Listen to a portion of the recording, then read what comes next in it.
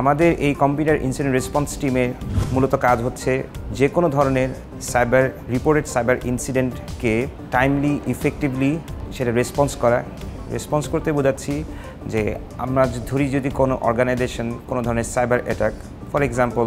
তাদের যদি কোনো ধরনের ওয়েবসাইট ডিফেসমেন্ট, র্যানসমওয়্যার অ্যাটাক বা ডিডস অ্যাটাক এরকম কোনো ধরনের সাইবার অ্যাটাকের সম্মুখীন হয়, তো তারা যদি আমাদেরকে রিচ আউট করে তখন আমরা চেষ্টা করি তাদেরকে এই সাইবার অ্যাটাক রিলেটেড অ্যাকশনগুলো আসলে তাদেরকে কী করতে হবে, মিটিগেশন প্ল্যান কী হবে, তারা কিভাবে ইফেক্টিভলি এবং কুইকলি এই ডিজাস্টার থেকে বেরোয় আসতে পারে সেই বিষয়ে যে কোনো ধরনের টেকনিক্যাল গাইডেন্স এবং সহায়তা যা কিছু প্রয়োজন আমাদের এই টিম থেকে দেওয়া হয়। কম্পিউটার ইনসিডেন্ট রেসপন্স টিমকে যেটাকে আমরা সংক্ষেপে সার্ট বলি, এই সার্টের আসলে বেশ কিছু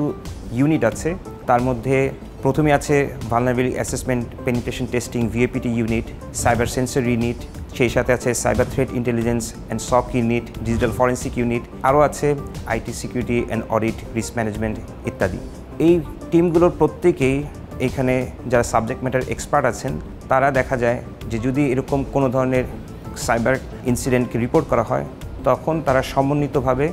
এই জিনিসগুলোতে কাজ করেন। আমাদের বেশ কিছু কার্যক্রম আছে, তার মধ্যে একটা টাস্ক হচ্ছে যে আমাদের রেগুলার থ্রেট মনিটরিং। তো এই রেগুলার থ্রেট মনিটরিং আমরা করি হচ্ছে আমাদের যে সাইবার থ্রেট ইন্টেলিজেন্স ইউনিট আছে সেখান থেকে। এখানে যে আমরা কাজগুলো করে থাকি তা হলো আমরা অ্যাজ এ ন্যাশনাল সার্ট হওয়ার কারণে আমাদের বিভিন্ন ইন্টারন্যাশনাল আদার সার্ট টিমগুলোর সাথে আমাদের লিয়াজও থাকে। সেখান থেকে যদি বাংলাদেশের ইন্টারনেট ট্রাফিক রিলেটেড কোনো যদি ম্যালওয়্যার ইনফরমেশন, যদি ভালনারেবিলিটি